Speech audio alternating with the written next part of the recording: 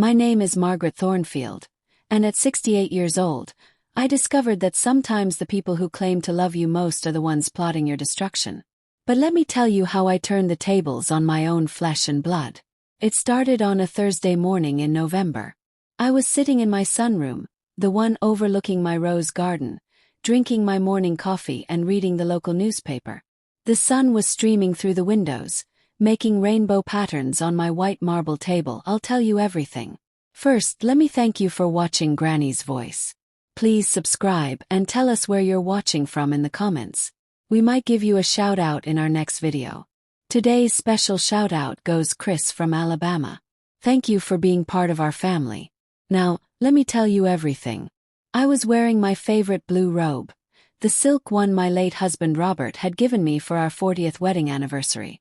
The morning felt peaceful until the pain struck my chest like lightning. It wasn't the dramatic heart attack you see in movies where people clutch their chest and fall over. This was different. It felt like someone was squeezing my ribs with metal clamps, making it impossible to breathe properly.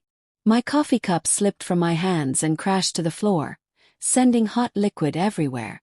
The newspaper scattered as I tried to stand up, but my legs felt weak. That's when I heard Marcus's car pulling into my driveway. My son had been visiting more often lately, always with some excuse about checking on me or bringing me groceries I didn't need. I had thought it was sweet, this sudden attention from my busy son who worked as a real estate agent downtown. How wrong I was about his true motives. Marcus had his own key to my house, something I had given him years ago when I still believed family meant something. His footsteps echoed through my hardwood hallways as he called out my name. I could hear him moving through the kitchen, his voice getting closer to the sunroom where I was struggling to breathe. When he found me leaning against the table, gasping for air, he stopped completely still. For just a moment, I saw what looked like real worry cross his face. Then something changed. His expression became cold and calculating in a way I had never seen before. Instead of rushing to help me, Marcus pulled out his phone and stared at it, not dialing anything. Marcus walked slowly around the room, like he was thinking about something important.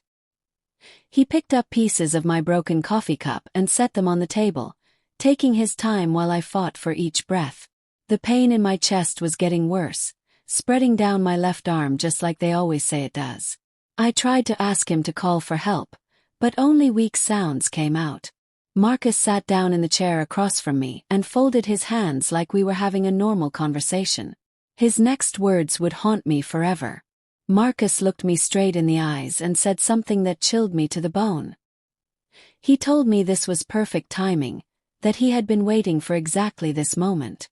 I stared at my son, this man I had raised, supported, and loved unconditionally, and saw a complete stranger.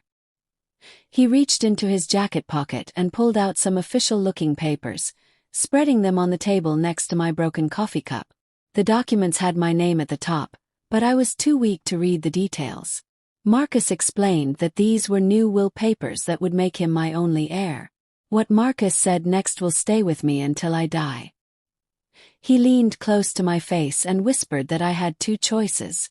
I could sign these papers and make him the only person who would inherit my money and property, or he could just sit there and wait while I died from my heart attack. The cruelty of his words hit me harder than the chest pain. This was my own son, the baby I had nursed through countless sick nights, the child I had cheered for at every school play and graduation.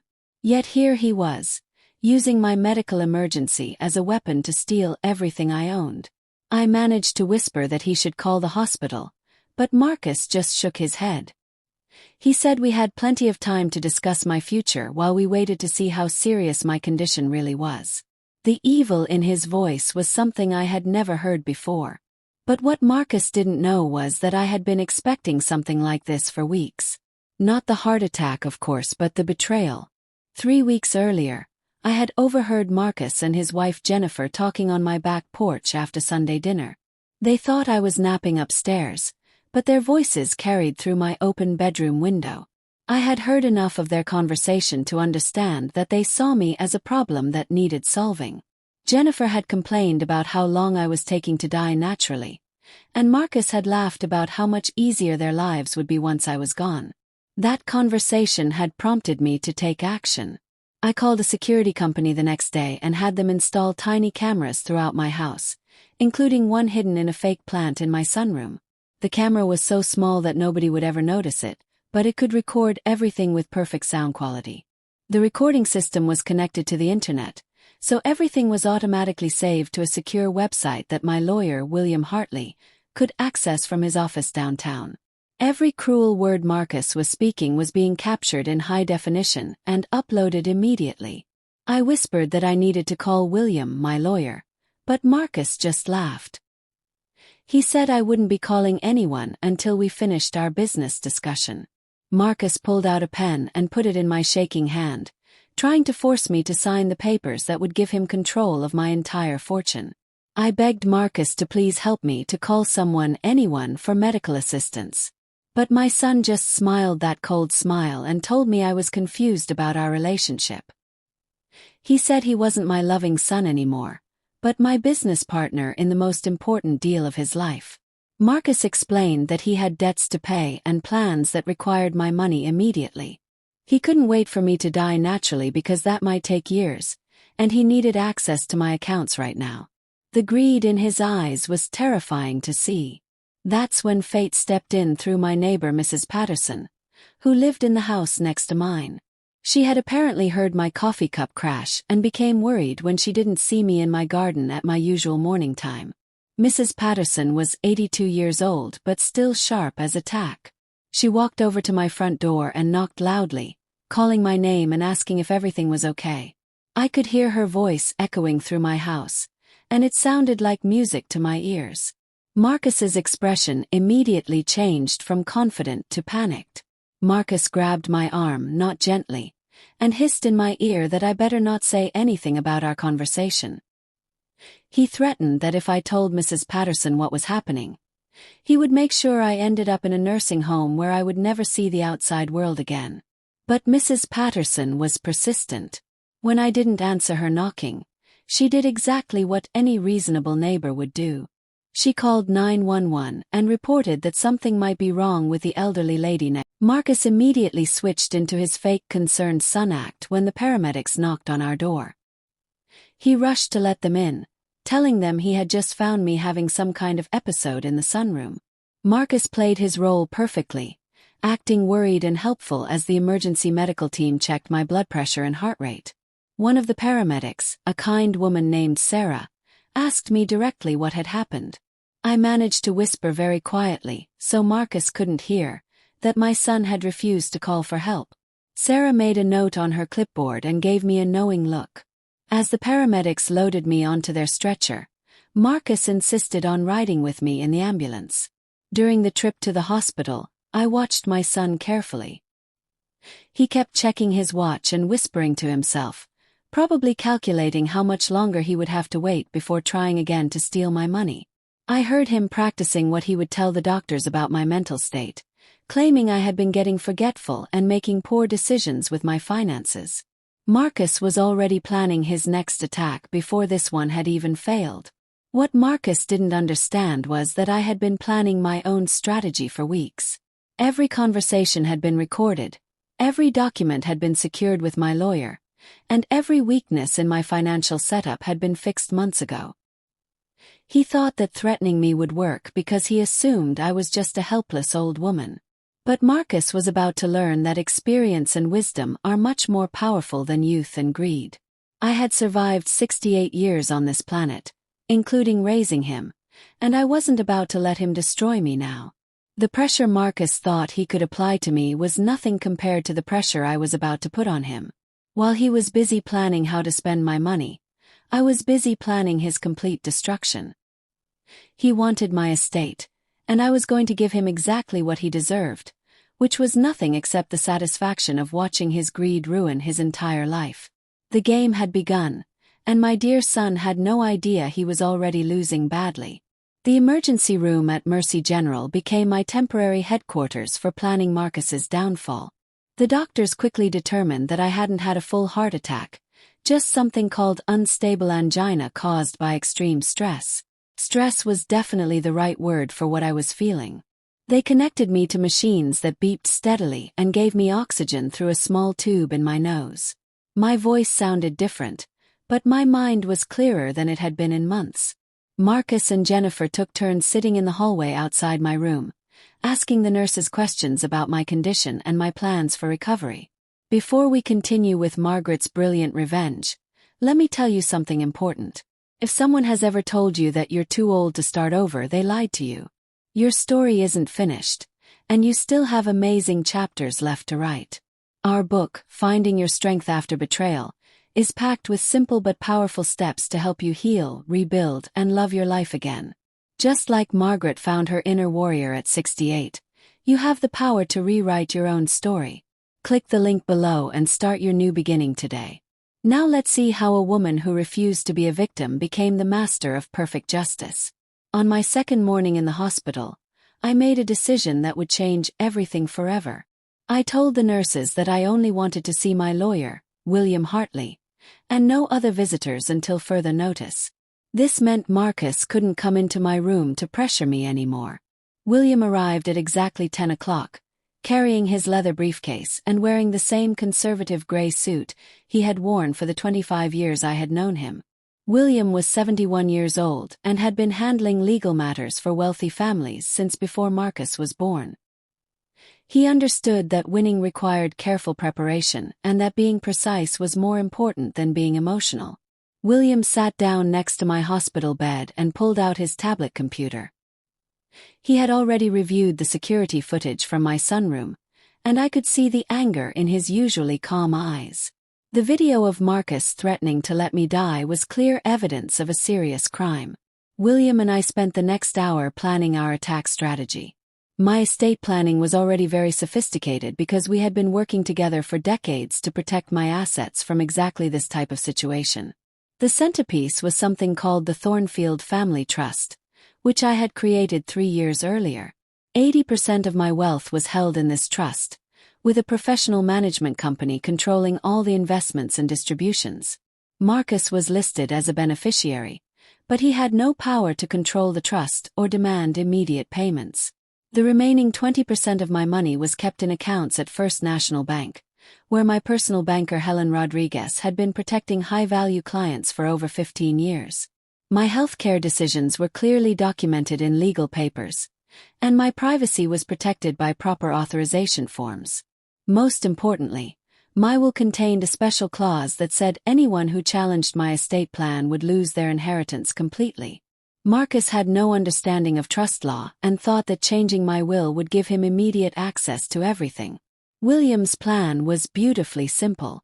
We would let Marcus think he was winning while we systematically destroyed his ability to steal anything from me. First, we would create fake documents that looked official but were actually worthless. These papers would appear to give Marcus control over my finances, but they would be missing important legal requirements that made them invalid. Second, we would alert First National Bank to watch for fraud attempts and require multiple verifications for any significant transactions. Third, we would notify my life insurance companies about potential fraud and freeze any attempts to change beneficiaries. Most importantly, William said we needed fresh documentation proving that I was mentally competent and making decisions freely. The fact that Marcus had threatened me during a medical emergency gave us legal grounds to challenge any changes he might try to force me to make. I reached for the small recording device the nurses had brought me and asked William to use his tablet to make a video of me explaining everything. For the next 20 minutes, I recorded a detailed statement describing Marcus's threat, my current mental condition, and my true wishes about my estate.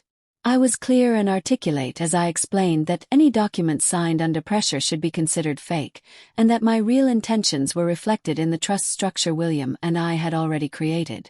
William uploaded the video to multiple secure servers and had it officially time-stamped by a digital notary service. If Marcus tried to claim I was confused or forced, this recording would prove he was lying.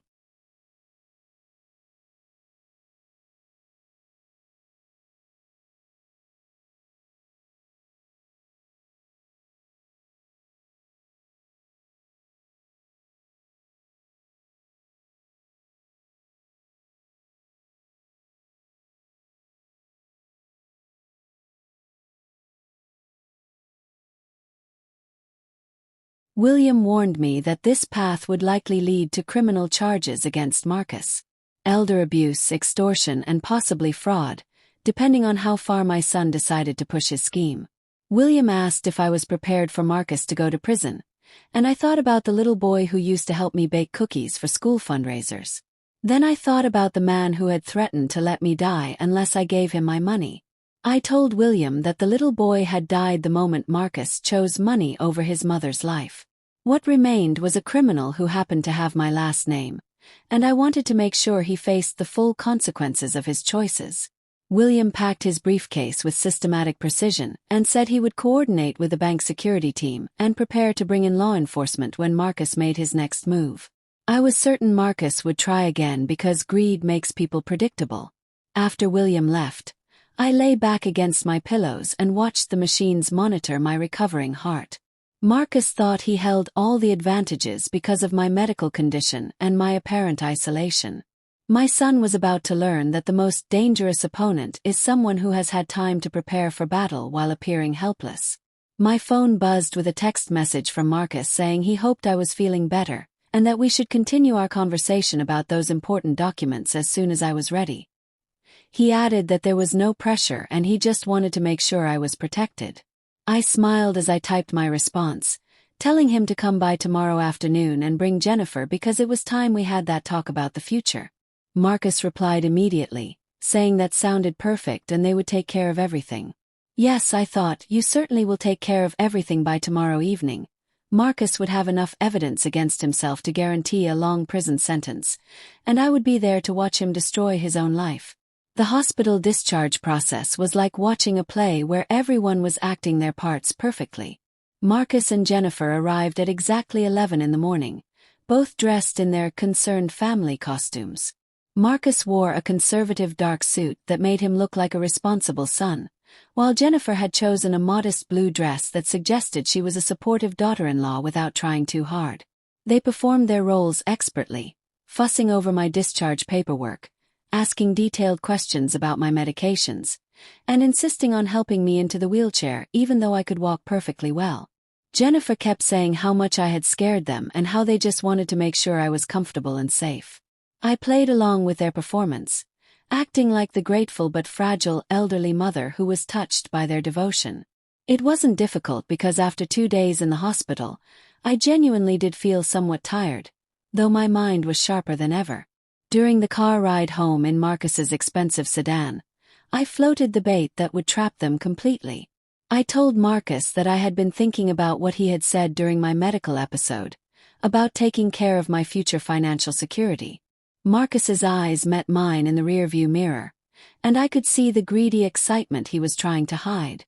He asked what specifically I had been thinking about, and I told him I wanted peace of mind.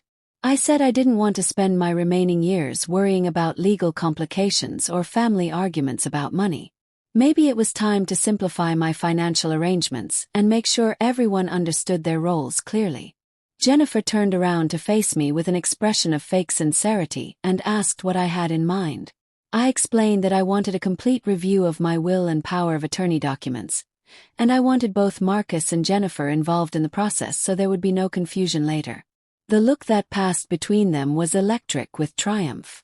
They thought my medical scare had made me compliant and grateful, ready to hand over control of my fortune in exchange for their continued care and attention. They had no idea they were walking into a trap that had been carefully prepared for months.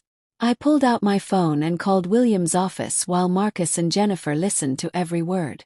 I told William that I was ready to move forward with that estate planning review we had discussed, and asked him to schedule a meeting for the next day. I said I wanted Marcus and Jennifer present so they could understand exactly what we were planning.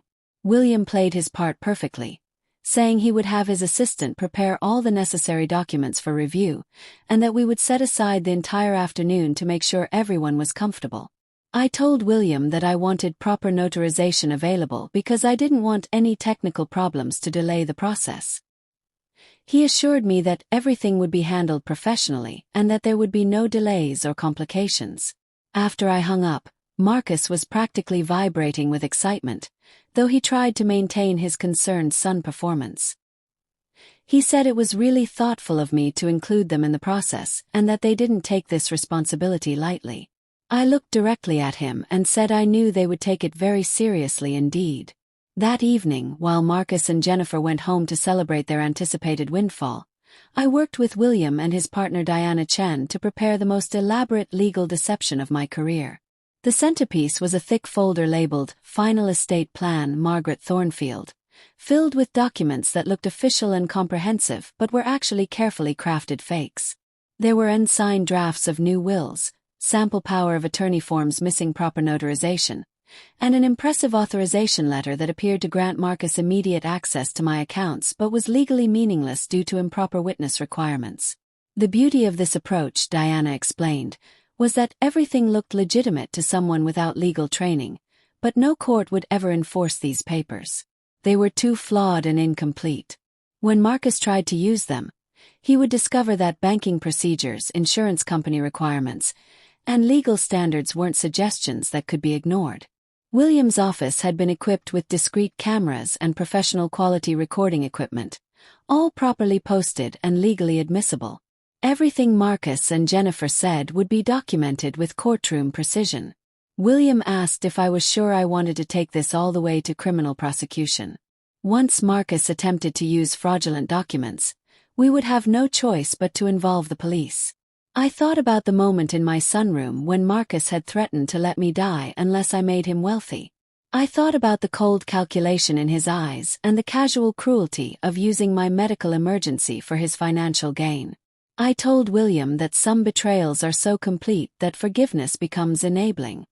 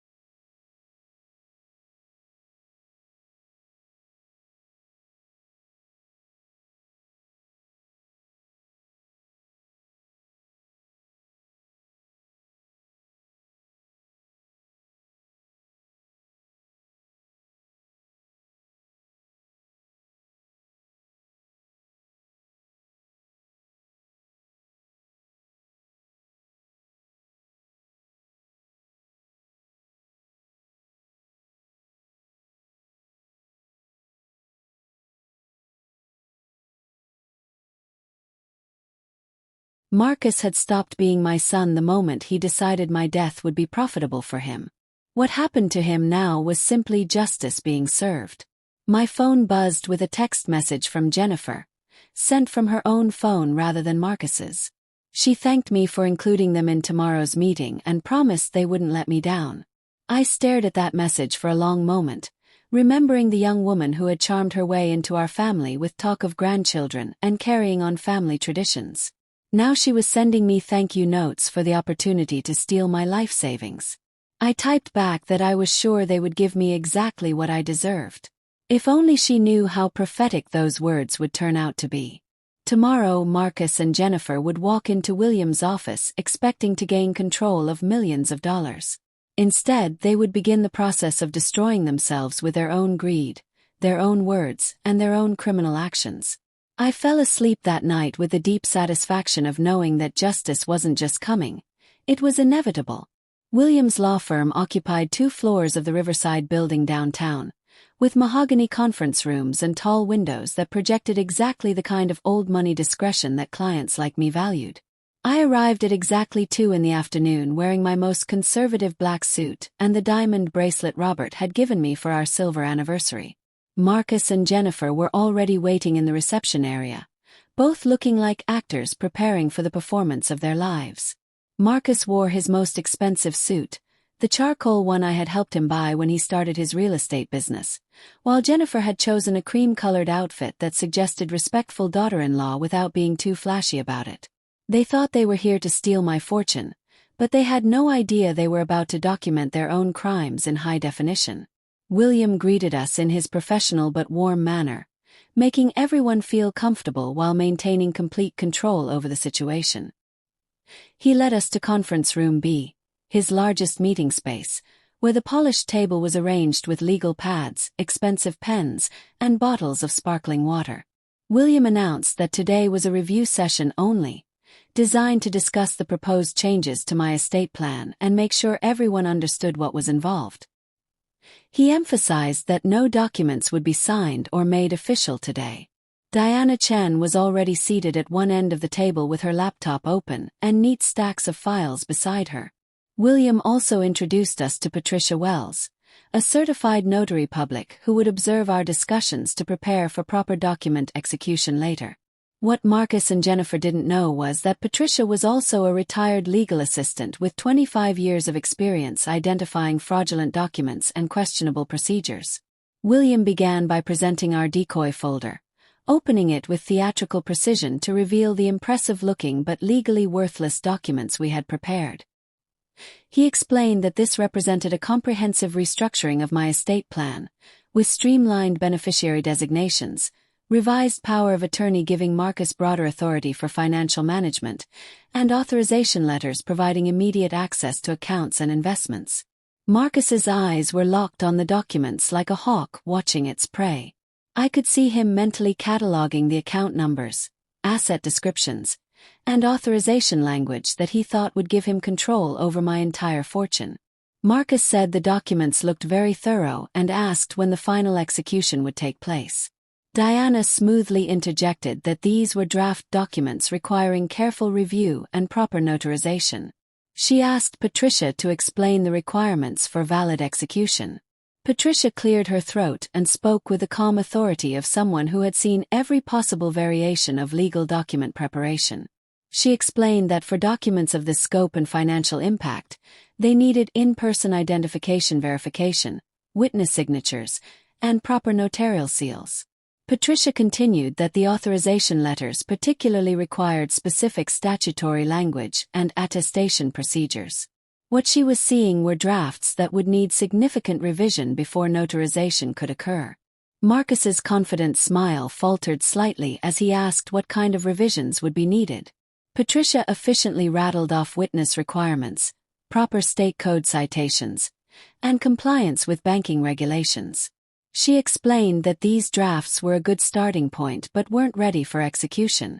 I watched Marcus process this information, seeing the calculation behind his eyes. He had expected to walk out of this meeting with signed documents giving him immediate access to my accounts. Instead, he was learning that the legal system had safeguards designed to prevent exactly what he was trying to accomplish. I said with carefully performed frailty that I supposed we would need another meeting once everything was properly prepared. Meanwhile, perhaps Marcus and Jennifer could take the folder home to review everything thoroughly. I told them I wanted them to be completely comfortable with all the arrangements, and William nodded approvingly.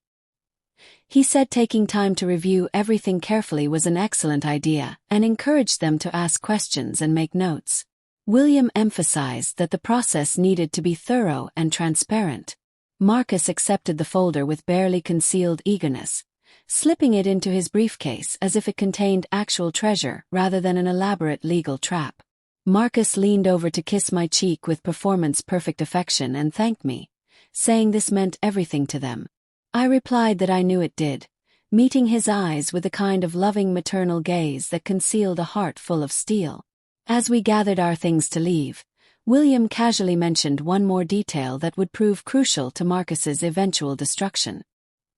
He said that additional security protocols had been implemented at First National Bank, and Helen Rodriguez had instituted callback verification procedures for any large transactions.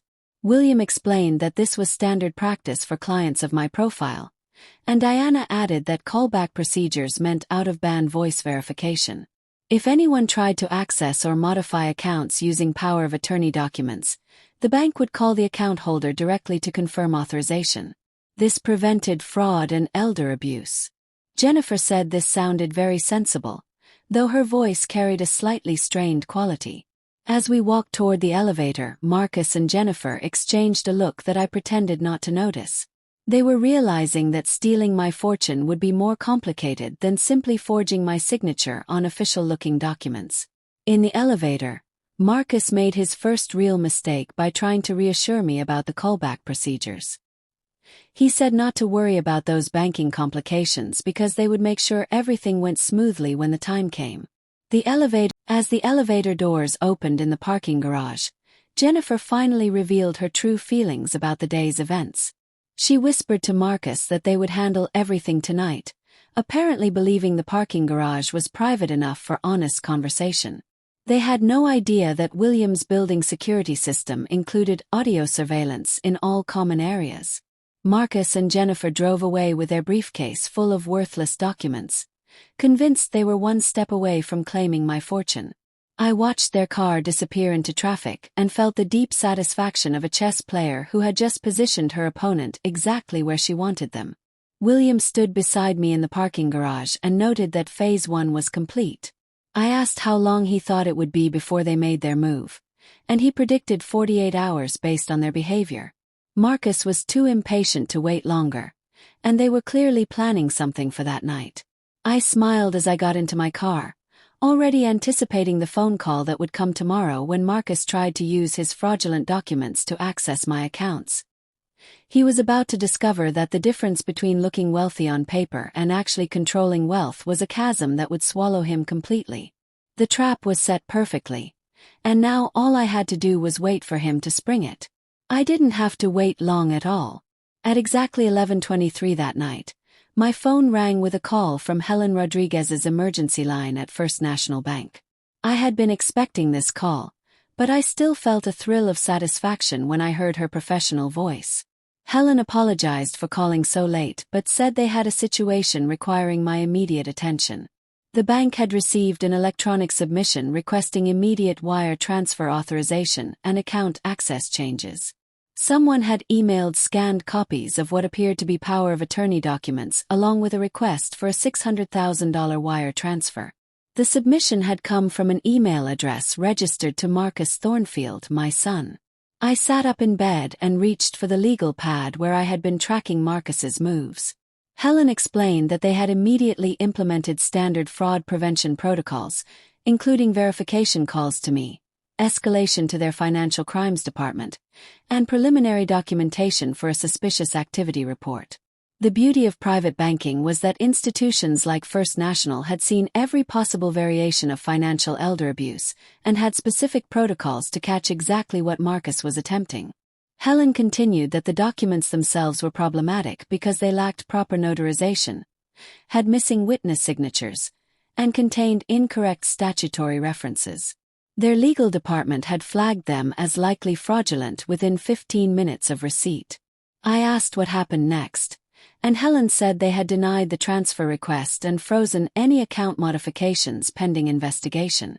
Marcus had already called twice, demanding to speak with senior management about what he called unnecessary delays and bureaucratic harassment.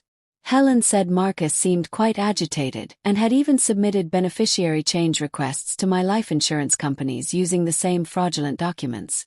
The insurance companies had contacted the bank as part of their verification process, which was even better than I had hoped. Marcus wasn't just attempting to steal my liquid assets. He was positioning himself to profit from my death as quickly as possible. I assumed the insurance companies had their own fraud prevention measures, and Helen confirmed they had already flagged his requests. After I hung up with Helen, I called William to update him on Marcus's moves. He had been awake despite the late hour, having anticipated that Marcus would act quickly once he had the decoy documents. William observed that Marcus was moving faster and more aggressively than expected. The wire transfer request and insurance changes showed clear intent to commit fraud. I asked if this was enough for criminal charges, and William said that combined with a threat recording from my sunroom and his elevator intimidation, we absolutely had enough evidence. William said he would contact Detective Lisa Morgan in the morning, as she headed the Financial Crimes Unit and specialized in elder abuse cases. I lay awake for a while after that, thinking about the little boy who used to help me plant flowers in my garden every spring. Marcus had been such an enthusiastic child, always eager to help with grown-up tasks and so proud when he could contribute to family projects. When had that boy been replaced by the man who was now frantically trying to steal his mother's fortune? The next morning brought a flurry of activity as Marcus appeared at First National's branch office at exactly 9 o'clock, briefcase in hand, demanding to speak with senior management about the unnecessary delays in processing his mother's clearly expressed wishes. The branch manager, who had been briefed on the situation, politely explained that additional verification was required for transactions of this scope and that the bank's legal department had concerns about the documentation. Marcus's response was captured on the bank security cameras as he claimed that his mother wasn't well and was confused and frightened, and that she needed him to handle these matters. He said the callback procedures would just upset me unnecessarily. The attempt to portray me as mentally incompetent while simultaneously trying to steal my money was so audacious that even the experienced branch manager seemed taken aback. The manager carefully explained that their protocols were designed to protect clients regardless of family relationships. Marcus maintained his facade of the concerned son, saying he understood they were just doing their job but emphasizing that these bureaucratic delays were causing me significant stress. What Marcus didn't realize was that Detective Lisa Morgan was already building a criminal case based on William's preliminary report. Every attempt Marcus made to bypass banking security, every claim about my mental state, every pressure tactic he employed was being documented as evidence of elder abuse and financial exploitation. That afternoon, I received a call from Marcus that confirmed everything William and I had suspected about his true character. He said there seemed to be some confusion at the bank, and that they were claiming there were problems with the documents William had prepared. Marcus suggested that someone was trying to interfere with my wishes. I asked what kind of problems, and he said it was technical issues with notarization and witness signatures, just bureaucratic nonsense. He told them I wasn't well enough to deal with these delays, but they were insisting on speaking with me directly. The manipulation was breathtaking. Marcus was trying to convince me that my own bank's fraud prevention measures were somehow an attack on my independence while positioning himself as my protector against institutional interference. I suggested that perhaps I should call Helen myself to clear things up. Marcus's response was immediate and sharp. He said there was no need to stress myself with these details because he could handle everything. That was why we had set up the power of attorney, he reminded me.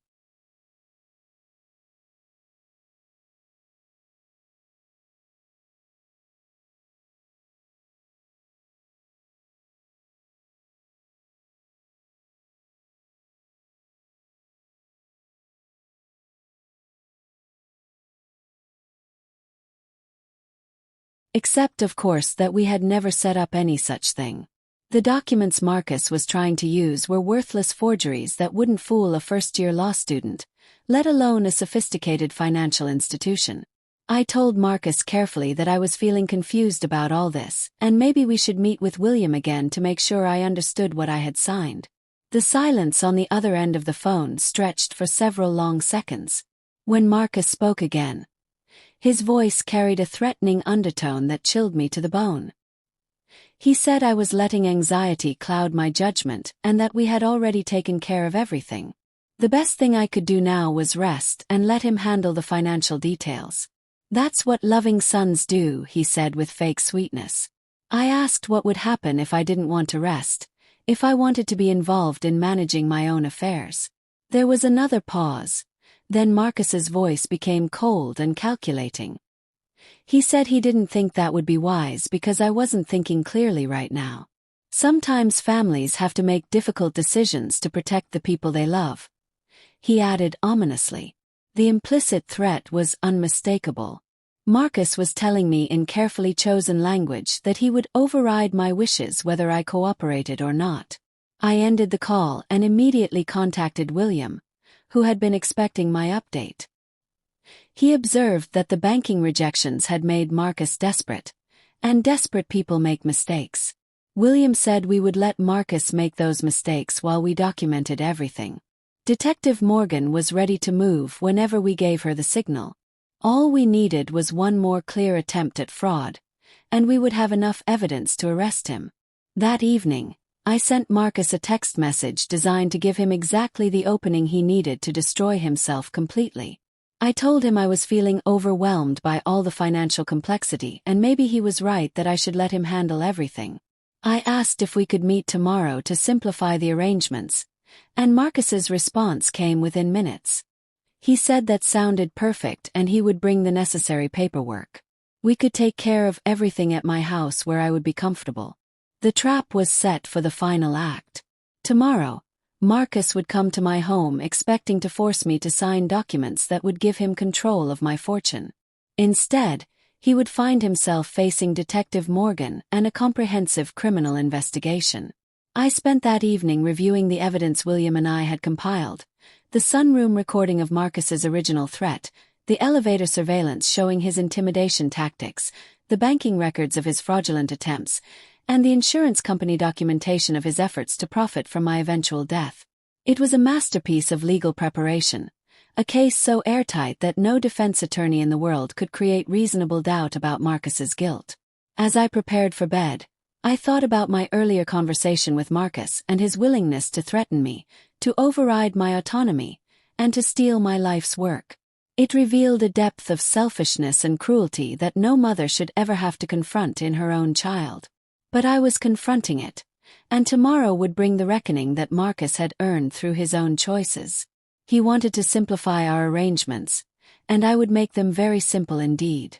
The morning of Marcus's final downfall dawned clear and sunny, the kind of beautiful spring day that seemed to mock the dark nature of what was about to unfold.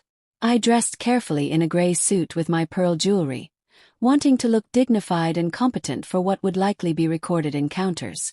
William arrived at 9 o'clock sharp, accompanied by Assistant District Attorney Jennifer Walsh, a sharp-eyed woman in her early 40s who specialized in financial crimes and elder abuse. I had met Jennifer twice before during our preparation phase, and I was impressed by her thoroughness and her genuine anger at the crimes Marcus had attempted. Jennifer explained that we had more than enough evidence to arrest my son right now, but what we were doing today was giving him the opportunity to compound his crimes and eliminate any possible defense strategy his attorney might attempt. Detective Morgan was positioned in an unmarked vehicle outside my house with backup units standing by.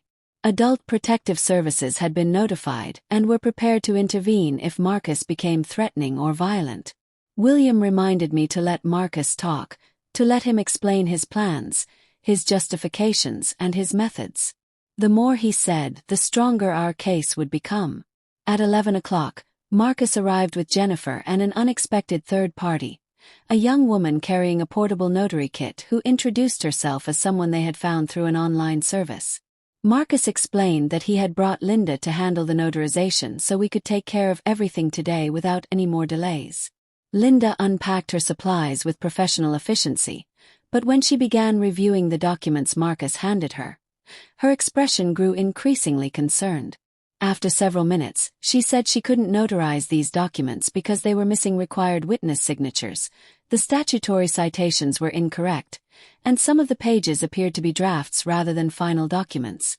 Marcus's face flushed with anger as he demanded to know what she was talking about, insisting these were official legal documents prepared by my attorney. Linda explained that she was a certified notary public with 10 years of experience, and these documents didn't meet basic legal standards for notarization. She said she could lose her license if she put her seal on papers this flawed. Linda packed up her supplies and left, apologizing for the wasted trip but unwilling to risk her professional credentials. After Linda was gone, Marcus's mask finally slipped completely. He started pacing around my living room with barely controlled fury, snapping that this was ridiculous and that these banking delays and notary games were just bureaucratic obstacles. He turned to me and demanded that I sign these documents right now so he could take them to the bank himself.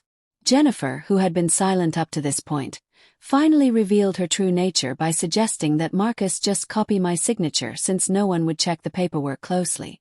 Marcus stared at her for a moment, then at the worthless documents spread across my coffee table.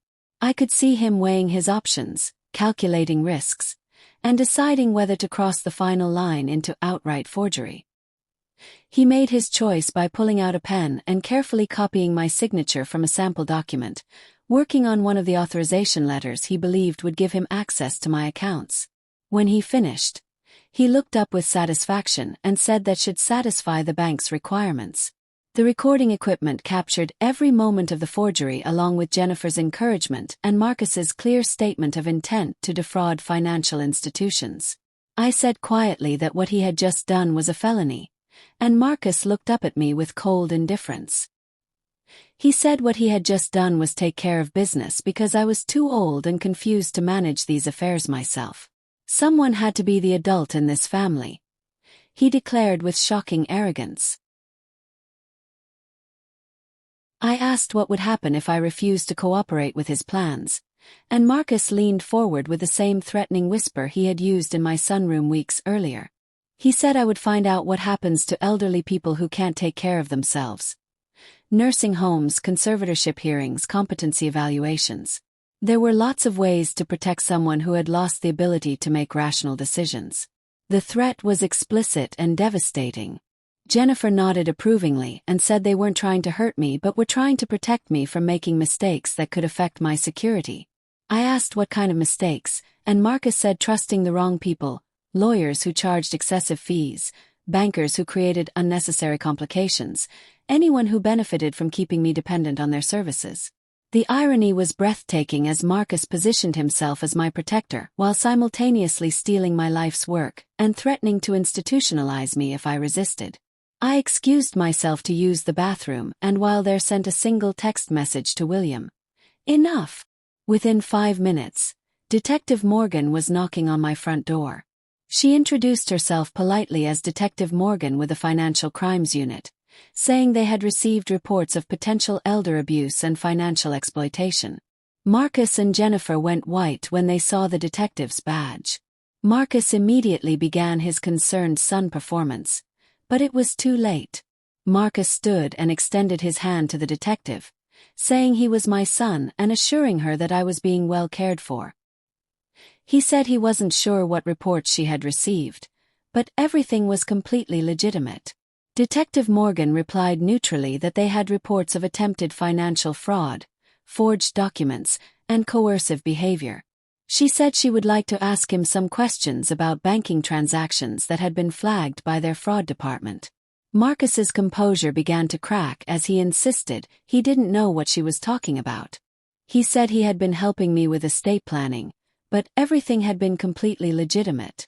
Detective Morgan asked about the forged signatures, gesturing to the coffee table where Marcus's freshly forged authorization letter lay in plain sight. She pointed to the signature he had just applied to that document. Marcus looked down at the evidence of his crime, then back at the detective, then at me sitting calmly in my chair. Finally understanding that he had been playing a game where I controlled all the pieces, Marcus whispered that I had set him up. I replied quietly that I had simply given him enough rope to hang himself, and that he had chosen to tie the knot. Detective Morgan placed Marcus under arrest for felony extortion, attempted grand larceny, forgery, and elder abuse. The search warrant for his home would yield additional evidence of fraud planning and conspiracy. As they led my son away in handcuffs, Marcus turned to look at me one final time. He said desperately that he was still my son, still family. I met his eyes with the cold indifference he had shown me when I was dying in my sunroom. I told him that family doesn't threaten to let their mothers die for money, and that he had stopped being my son the moment he made that choice. The door closed behind them, and for the first time in weeks, my house was quiet. William, Jennifer, and Detective Morgan spent the next hour reviewing evidence and planning the prosecution strategy. Marcus's crimes were so well documented that his conviction was virtually certain. I asked about Jennifer's charges, and Ada Walsh explained she would face accessory charges for encouraging the forgery and participating in the conspiracy. Not as serious as Marcus's charges, but enough to ensure she faced consequences for her role. As the law enforcement officials packed up their equipment and prepared to leave, I felt a profound sense of completion. Marcus had been caught, would be prosecuted, and had been removed from my life with surgical precision. There would be no reconciliation, no forgiveness, no second chances. He had chosen greed over family and would now live with the consequences of that choice for the rest of his life. Justice, I reflected, was sometimes a dish best served methodically. While Detective Morgan and Ada Walsh built their criminal case against Marcus, William and I launched a comprehensive civil assault designed to ensure that my son would never again be in a position to threaten me or my assets. The next morning, William filed a battery of legal documents that would systematically dismantle Marcus's life piece by piece. His approach was methodical, thorough, and absolutely devastating. First came the petition for a temporary restraining order based on financial exploitation and elder abuse. The evidence was overwhelming, and Judge Patricia Stone granted the order within hours of filing. This order prohibited Marcus from having any contact with me outside the presence of attorneys. He could not call, text, email, or approach my property. He also could not attempt any transactions involving my accounts or assets. Second was a comprehensive civil complaint alleging conversion, attempted conversion, fraud, intentional infliction of emotional distress, and violations of the state's elder abuse statutes. We sought both monetary and injunctive damages, financial compensation for my legal fees and emotional distress, plus permanent orders protecting my estate from future interference. The beauty of civil proceedings was that the burden of proof was lower than in criminal court. Third, and most importantly, William filed an emergency petition asking the court to affirm the validity of my existing estate plan and the absolute nature of the no contest clause. If Marcus had any remaining hope of inheriting from my estate, this filing would eliminate it permanently. The process server found Marcus at his home on Thursday afternoon, delivering the legal papers while news vans lined his street. The criminal charges had already made local headlines with stories about a real estate agent arrested for attempting to defraud his elderly mother, and the civil filings added another layer of public humiliation. Marcus's initial reaction was to dismiss the civil suit, apparently believing that family relationships would somehow protect him from serious legal consequences. His confidence lasted exactly as long as it took his attorney to review the evidence we had compiled. According to sources at Marcus's real estate office, he was placed on immediate administrative leave pending resolution of the criminal charges. The state licensing board had also opened its own investigation into his conduct, with license suspension or revocation being distinct possibilities. Judge Stone scheduled a hearing on our injunctive relief motions for the following Tuesday. Marcus's attorney requested a continuance, claiming they needed more time to review our extensive evidence. Judge Stone denied the request, noting in her order that the allegations involved ongoing financial exploitation of an elderly victim, and any delay in granting appropriate relief could. Marcus's attorney, Robert Chen, attempted to portray the entire situation as a family misunderstanding complicated by my natural anxiety about aging and estate planning. He argued that Marcus's actions, while perhaps misguided, were motivated by genuine concern for my welfare. William demolished this defense in minutes by playing the audio recording of Marcus threatening to let me die. This was not the voice of a concerned son, William told the judge. This was the voice of an extortionist. Judge Stone listened to the entire recording with an expression of growing disgust. When it ended, she looked directly at Marcus with the kind of judicial displeasure that defense attorneys fear most. She said that in her 20 years of presiding over family law cases, she had never heard anything quite as disturbing as his voice on that recording. The idea that he would threaten to withhold emergency medical care from his own mother, unless she rewrote her will, represented a level of callousness that was difficult to comprehend. Marcus tried to respond, but Judge Stone cut him off with a raised hand.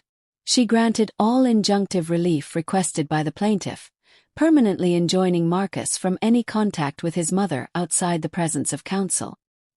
He was barred from any attempt to access, modify, or influence my financial accounts, insurance policies, or estate planning documents.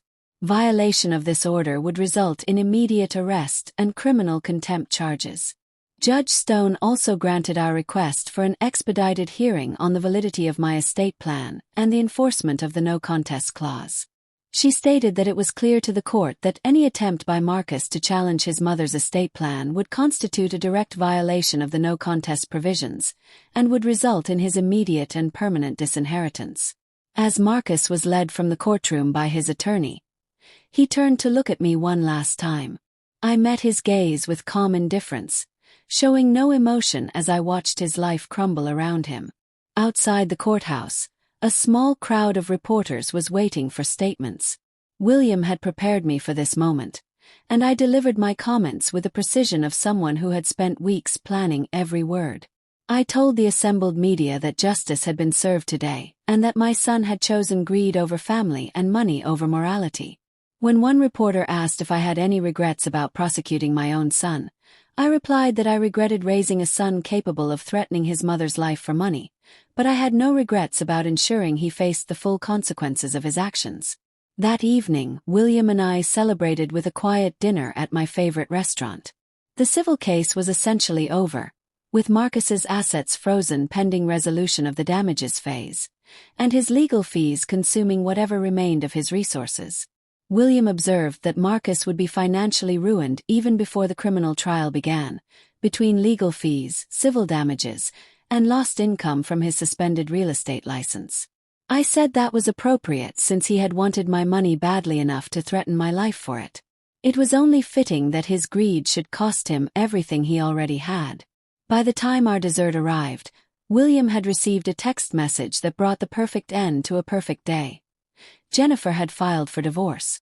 Apparently, Jennifer was claiming that Marcus had hidden his criminal activities from her, and that she had been an unwitting participant in his schemes.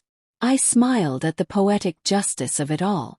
Marcus had lost his freedom, his career, his fortune, and now his marriage, all because he had been unable to wait for his inheritance like a normal person. Some lessons could only be learned the hard way, and Marcus was about to get a masterclass in consequences. The arrest that would cement Marcus's destruction came exactly 1 week after Judge Stone's civil ruling. Despite the restraining order, despite the criminal charges already pending, despite clear evidence that his schemes had been exposed, Marcus made one final desperate attempt to access my fortune. Detective Morgan had been monitoring Marcus's movements as part of the ongoing investigation, and when my son appeared at First National Bank on Tuesday morning carrying forged documents and demanding access to my safe deposit box, the detective was ready. I watched from across the street, sitting in my car with William as Marcus walked confidently into the bank that would become the scene of his final humiliation. He carried himself with the same arrogant swagger he had displayed throughout this ordeal, apparently convinced that his legal troubles were just temporary setbacks that wouldn't prevent him from ultimately claiming what he believed was his. Inside the bank, Helen Rodriguez was waiting with Detective Morgan and 2 uniformed officers. The entire encounter was recorded by the bank's high-definition security system, creating a permanent record of Marcus's final criminal act. When Marcus approached the customer service desk, Helen greeted him politely and asked how she could help. Marcus placed his briefcase on the counter and opened it with theatrical precision, removing the folder of forged documents he had prepared. Marcus announced that he needed access to his mother's safe deposit box and authorization for a cashier's check in the amount of $800,000, apparently believing that confidence and volume would overcome the bank's security protocols. Helen examined the documents with professional care, though she already knew they were fraudulent. She explained that their records showed I had specifically flagged my accounts for additional verification procedures. Marcus's jaw tightened with frustration as he insisted that his mother was elderly and confused and didn't understand these banking complications. He claimed these documents gave him full authority to manage my affairs. Helen maintained that their compliance department required direct contact with the account holder for transactions of this magnitude. It was bank policy. Marcus snapped that I was too ill for these kinds of stressful conversations, claiming I had had a recent cardiac episode. That's when Detective Morgan stepped out from the private office where she had been observing the encounter. She introduced herself and showed her badge, saying she had some questions about the documents Marcus was trying to use. Marcus's face went white as he recognized the detective who had arrested him at my house.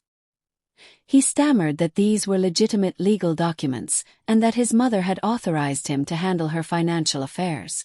Detective Morgan pointed out that this included the signature he had forged the previous week. Marcus stared at the detective, then at Helen, then at the security cameras he was just now noticing positioned throughout the bank.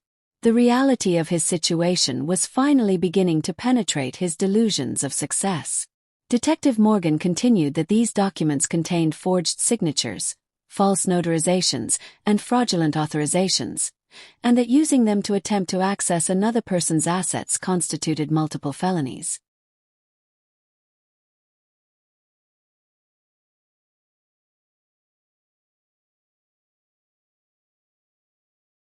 Marcus said desperately that the detective didn't understand. His mother wanted him to have access to these accounts but was just too confused right now to deal with the paperwork herself.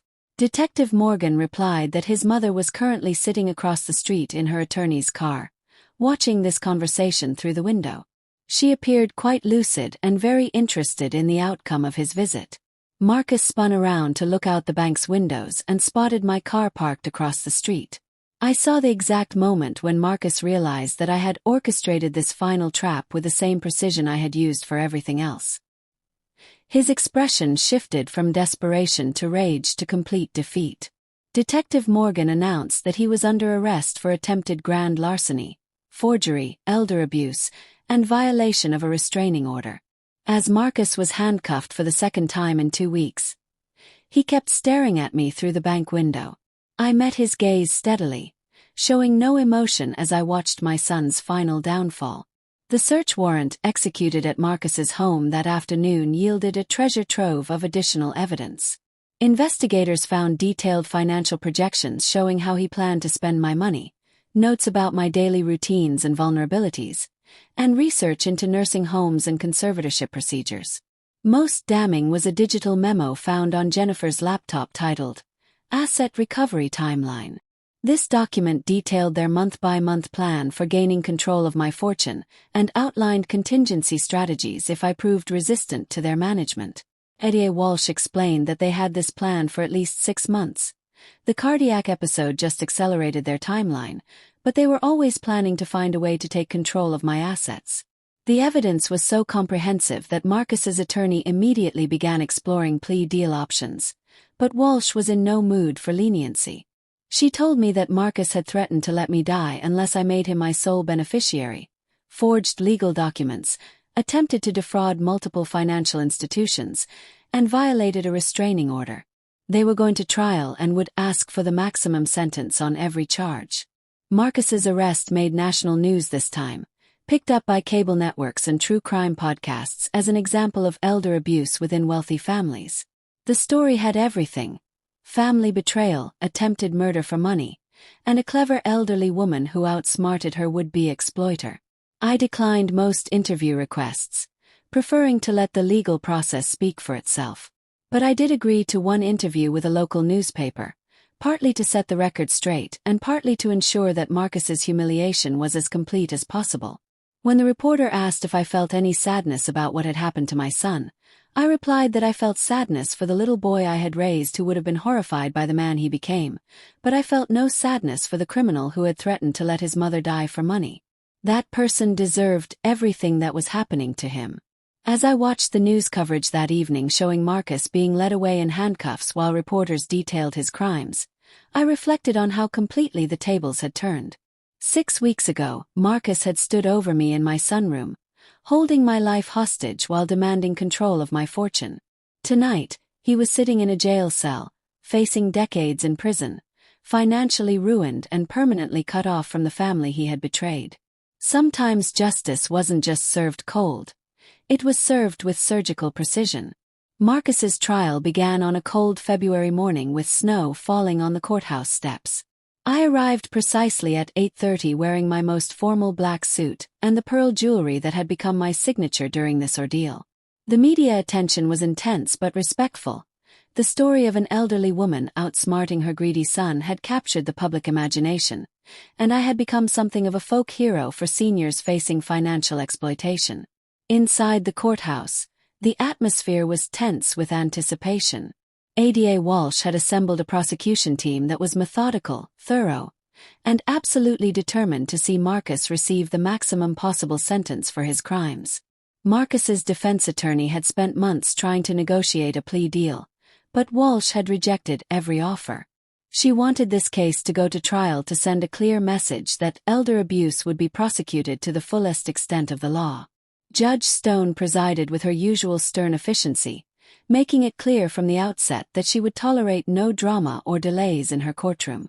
The jury selection had taken 3 days, resulting in a panel that skewed older and more conservative, exactly the demographic most likely to be outraged by Marcus's crimes. Several jurors were elderly parents themselves, and I could see the disgust in their faces when the charges were read aloud. Walsh's opening statement was a masterpiece of prosecutorial precision. She began by telling the jury that this case was about the ultimate betrayal, a son who had threatened to let his own mother die unless she rewrote her will to make him the sole beneficiary of her fortune. She outlined the evidence systematically: the sunroom recording of Marcus's original threat, the banking fraud attempts, the forged documents, and the violation of the restraining order that led to his final arrest. Walsh continued that the jury would hear the defendant's own voice threatening his mother's life, see him forge her signature on legal documents, and hear him plan to have her declared incompetent if she refused to cooperate with his schemes. This was not a family dispute but a crime spree targeting an elderly victim by someone who was supposed to protect her. Marcus's defense attorney attempted to portray the entire situation as a family misunderstanding complicated by my vindictive nature and overzealous prosecutors. The defense strategy was clear: blame me for orchestrating the entire situation while portraying Marcus as a victim of my manipulation. It was a dangerous approach that risked alienating the jury, but the attorney apparently had few other options given the overwhelming evidence of Marcus's guilt. The prosecution's case unfolded over 6 days, each piece of evidence more damning than the last. The EMT who had responded to my cardiac episode testified that Marcus had indeed delayed calling for help, corroborating my claims about his behavior during the medical emergency. Helen Rodriguez detailed the bank's fraud prevention protocols and Marcus's repeated attempts to bypass security measures designed to protect elderly customers. Linda Michaels, the notary public, testified about her refusal to notarize Marcus's clearly fraudulent documents and explained the legal requirements he had failed to meet. Detective Morgan walked the jury through the investigation, showing how each of Marcus's crimes built upon the previous ones in an escalating pattern of financial exploitation.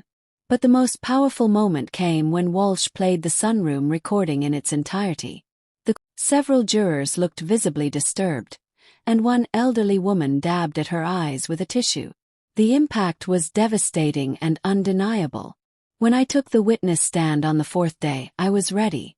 I had prepared for this moment for months, knowing that my testimony would either vindicate my actions or make me appear like a vindictive old woman seeking revenge against her own son. Walsh began by asking me to describe my relationship with my son before these events. I said honestly that Marcus had been everything to me after his father died. I had supported him through college, helped him start his real estate business, and welcomed Jennifer into our family. I thought we had a loving relationship built on mutual respect and genuine affection. When she asked when I first realized that Marcus viewed me differently, I replied that it was when he threatened to let me die unless I made him my sole beneficiary. In that moment, I understood that he saw me not as his mother but as an obstacle to his financial security. Walsh guided me through the entire timeline from Marcus's original threat to his final arrest at the bank. I answered every question clearly and directly, maintaining my composure even when describing the most painful moments of his betrayal. The cross-examination was brutal but expected. Marcus's attorney tried to paint me as a controlling mother who had manipulated the entire situation to punish Marcus for his independence. When he suggested that I had always used financial control to manipulate my son's behavior, I replied that if I were controlling, would my son have felt the need to threaten my life to gain access to my money? Wouldn't a truly controlling mother have simply cut him off financially? When he claimed that I had deliberately created this situation to entrap my son, I responded that I had created a situation that allowed my son to reveal his true character. He had chosen to threaten my life, forge my signature, and attempt to steal my fortune. Those were his choices, not mine. The attorney tried for 3 hours to crack my testimony, but every attack only reinforced the strength of our case. By the time I stepped down from the witness stand, it was clear that the jury believed my version of events completely. The defense's case was weak and desperate. Marcus's attorney called character witnesses who testified to his previous good reputation, but their testimonials rang hollow against the audio recordings of his crimes. Former clients praised his professional skills, but none of this could overcome the fact that the jury had heard him threaten to let his mother die for money. The attorney made the critical error of putting Marcus on the stand in his own defense. Marcus maintained his innocence, claiming that his words in the sunroom had been misunderstood, and that his subsequent actions were motivated by genuine concern for my welfare. He testified that he had never intended to hurt me and was just trying to help me manage my affairs during a difficult time. Walsh's cross-examination was surgical in its precision. She asked Marcus how long he had waited before calling for help when I collapsed in my sunroom. Marcus stammered that he didn't remember exactly. Walsh pressed him. He didn't remember. His mother was having a cardiac episode, and he didn't remember how long he waited before seeking medical assistance. Marcus tried to explain, but his answers became increasingly incoherent as Walsh methodically destroyed his credibility. When Walsh asked if he had forged my signature on legal documents, Marcus claimed those were just drafts and he was practicing. Walsh asked if he was practicing forgery or practicing helping with paperwork, and Marcus's composure cracked completely. It was painful to watch, even for someone who had orchestrated his downfall. The brilliant real estate agent I had raised was reduced to stammering excuses and transparent lies as the weight of his crimes became undeniable. The closing arguments were masterful pieces of legal theater. Walsh systematically destroyed any sympathy the jury might have felt for Marcus, emphasizing that he had planned to profit from threatening his own mother's life. She pointed directly at Marcus and told the jury that this defendant had held his dying mother hostage while demanding she rewrite her will. When that didn't work, he forged her signature. When the banks caught him, he violated a restraining order to try again. This was not a family dispute but a criminal who happened to be related to his victim. Marcus's attorney made a valiant but futile attempt to generate sympathy for his client, arguing that Marcus had been driven to desperate measures by financial pressure and family dysfunction. He concluded that Marcus had made mistakes, but this prosecution had been driven by vindictiveness rather than justice. The attorney urged the jury not to let an angry mother use the criminal justice system to punish her son for disappointing her. It was a dangerous argument that only served to remind the jury of exactly what Marcus had done to earn my anger. After just 2 hours of deliberation, the jury returned with their verdict. The jury foreman stood and read each charge systematically. On the charge of attempted grand larceny in the first degree, guilty. On the charge of forgery in the second degree, guilty. On the charge of elder abuse in the first degree, guilty. The guilty verdicts continued through every single charge. By the time the foreman finished reading, Marcus had been convicted on all counts, a complete vindication of everything I had endured and everything I had fought to prove. Marcus broke down completely as the verdicts were read, sobbing into his hands as the reality of life imprisonment finally hit him. His attorney tried to comfort him, but there was nothing left to say. As the bailiffs prepared to lead him away in shackles, Marcus turned to look at me one final time. He whispered that he was so sorry for everything. I met his eyes with the same cold indifference I had shown throughout the trial and told him that I knew he was sorry, but some things couldn't be forgiven even with apologies. The courtroom erupted in applause as Marcus was led away to begin serving his sentence. Judge Stone had to click the link in the description and discover how to reclaim your life today. Judge Stone was known for her thorough sentencing statements, and she didn't disappoint. Before imposing sentence, she delivered a scathing assessment of Marcus's crimes that left no doubt about her feelings regarding elder abuse. She looked directly at my son and said that in her 25 years on the bench, she had never encountered a case that more clearly illustrated the depths of family betrayal and financial exploitation. Judge Stone continued that Marcus had threatened to let his own mother die unless she enriched him. When that failed, he had forged her signature and attempted to steal her life savings. Marcus sat slumped in his chair, unable to meet the judge's eyes.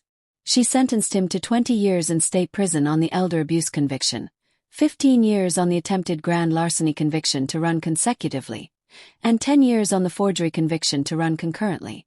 Total sentence: 35 years in state prison with no possibility of parole for 25 years.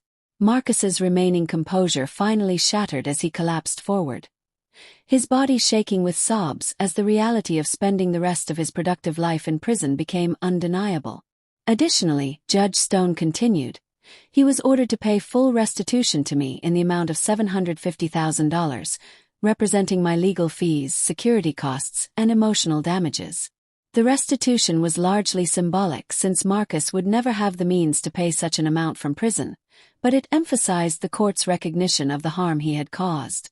As the bailiffs prepared to lead Marcus away for the final time, he turned to look at me one last time and whispered that this wasn't over. I replied quietly that yes, it was. It had been over since the moment he chose money over family. Outside the courthouse, I made my final statement to the assembled media, telling the reporters that justice had been served and that my son had chosen greed over love and money over morality. The court had ensured that choice would have consequences lasting the rest of his life. 6 months later, I stood in my renovated sunroom, looking out at the gardens Robert and I had planted together decades ago. The spot where I had hidden the camera that caught Marcus's threat had been redecorated, but I had kept the surveillance system. Trust, once broken, was never fully restored. The civil case had concluded with a complete victory. Marcus's assets had been seized to pay my legal fees, and the no contest clause in my estate plan had been upheld. He would inherit nothing, even if he somehow survived his prison sentence. Jennifer's divorce had been finalized quickly, with her claiming she had been an innocent victim of Marcus's deception. She had moved back to her hometown, changed her name, and was trying to rebuild her reputation. I felt no sympathy for her. She had been a willing participant in Marcus's schemes until the consequences became real. My estate planning was now ironclad. William had restructured everything to ensure that no future challenges could threaten my intentions. The Thornfield Heritage Trust would continue operating long after my death, supporting causes I believed in rather than enriching people who had betrayed me. I had also established a fund to train bank employees and legal professionals to recognize signs of elder financial abuse. It was a fitting legacy, using my experience to protect other elderly people from the kind of exploitation Marcus had attempted. The house felt different now, cleaner somehow, as if Marcus's evil intentions had been purged along with his physical presence. I had redecorated his old bedroom, turning it into a library filled with the books I had always meant to explore. From prison, Marcus had sent several letters over the months, all of which I returned unopened. William logged each one as refused delivery for our legal records, but I had no interest in his words. Everything he needed to say to me had been said in my sunroom that terrible morning, and everything I needed to say to him had been said in court. On the first anniversary of his sentencing, I did something I had been planning for months. I visited the storage unit where I kept family photographs and removed every picture that included Marcus. Not to erase the memories. I would never forget what had happened, but to acknowledge that the relationship was permanently severed. The photographs went into a fireproof safe along with the evidence from his case. Future historians studying my family would understand exactly why Marcus Thornfield had been written out of the Thornfield legacy. That evening I hosted a quiet dinner party for William, Diana, Helen, and Detective Morgan, the team that had helped me achieve justice. We celebrated not just Marcus's conviction, but the system that had worked exactly as intended to protect elderly victims from financial exploitation. William observed that this case would be studied in law schools for decades as a perfect example of how to build an airtight elder abuse prosecution. I replied that if my experience helped protect other families from this kind of betrayal, then something positive would have come from Marcus's crimes. Detective Morgan raised her glass in a toast to Margaret Thornfield, who proved that age is not vulnerability but weaponized wisdom. As my guests left that night, I stood in my foyer looking at the security monitor that showed my empty driveway. The house was quiet, but it was a peaceful quiet rather than a lonely one. I was alone by choice now, not by circumstance. I had proven that a 68-year-old woman could outthink, outmaneuver, and ultimately destroy an opponent who had underestimated her completely. Marcus had thought he could pressure me into compliance, threaten me into submission, and manipulate me into surrender. Instead, he had awakened something in me that I hadn't known existed, a capacity for strategic thinking and methodical revenge that would have impressed Sun Tzu himself. The next morning brought another beautiful spring day, crisp and clear with the promise of renewal in the air. I dressed carefully in a navy suit and my pearl jewelry, then drove to the courthouse where I was scheduled to speak at a conference on financial crimes against the elderly.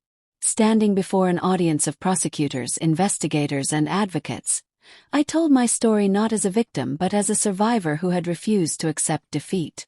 I concluded my presentation by telling the audience that age does not make us helpless, experience does not make us weak, and when someone tries to destroy us, we have every right to destroy them first, legally, systematically, and completely. The standing ovation lasted for several minutes, but more importantly, I saw understanding in the faces of people who worked every day to protect elderly victims. Driving home that afternoon, I reflected on how completely my life had transformed. A year ago, I had been a trusting mother who believed family bonds were sacred. Now I was a woman who had proven that survival was possible even in the face of ultimate betrayal. That evening, I sat in my study, writing in the journal I had kept throughout this ordeal. The final entry was simple but profound. Marcus thought he could write the ending to my story by threatening my life for money.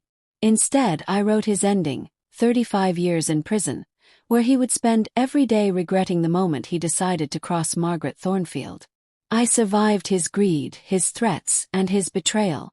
I turned his weapons against him and emerged victorious. At 68, I discovered strengths I never knew I possessed and learned lessons that would serve me for whatever years remain. Some might say revenge is beneath a lady of my age and station. They're wrong.